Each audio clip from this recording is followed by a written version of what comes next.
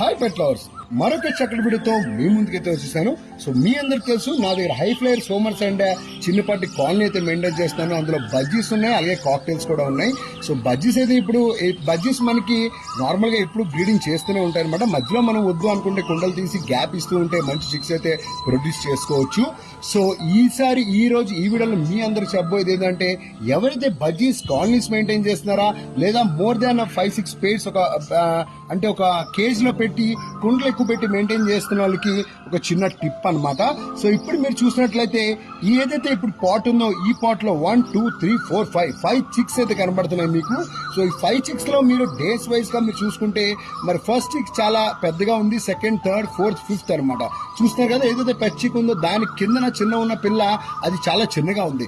మనం ఇలాగ వదిలినట్లయితే ఏమవుతుందంటే మదర్ గాని ఫాదర్ గాని వచ్చి ఫీడ్ ఇచ్చినప్పుడు ఏదైతే పెద్ద పిల్ల ఉందో అది ఎక్కువగా ఫీడ్ తీసుకోవడానికి ప్రయత్నిస్తుంది. ఏదైతే చిన్నగా ఉంటాయో వాటికి ఫీడ్ వెళ్లకుండా ఎక్స్పైర్ అయ్యే ఛాన్సెస్ ఎక్కువగా ఉంటాయి. సో అందుకే కాలనీలో చిక్స్ చనిపోతూ ఉంటాయంటే వన్ ఆఫ్ ద రీజన్ అనమాట. సో మనం ఏం చేసుకోవాలంటే ఇప్పుడు ఏవైతే చిన్నపిల్లలు ఉన్నాయో అవి ఇంకో మదర్స్ కి ఇవ్వడం అలా డిస్ట్రిబ్యూట్ చేసుకోవాలి.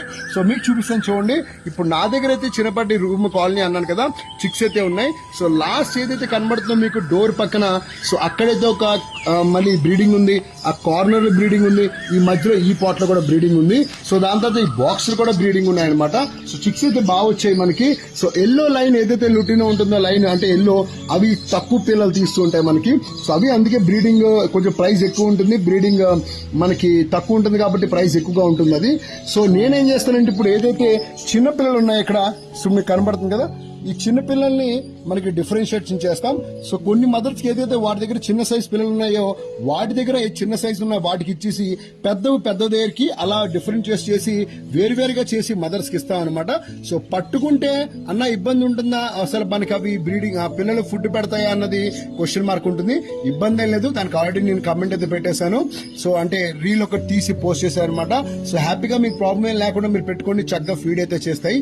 నేను ఇప్పుడు డిఫరెన్షియేషన్ చేయకపోతే 2-3 డేస్ లో చూసినట్లయితే ఏదైతే చిన్న చిక్స్ ఉంటాయంటే ఎక్స్పైర్ అయ్యే ఛాన్సెస్ ఎక్కువగా ఉంటాయి. చూసా తోసేస్తున్నారు, తొక్కేస్తాయి, ఇలా చాలా ఇబ్బంది అవుతాయి.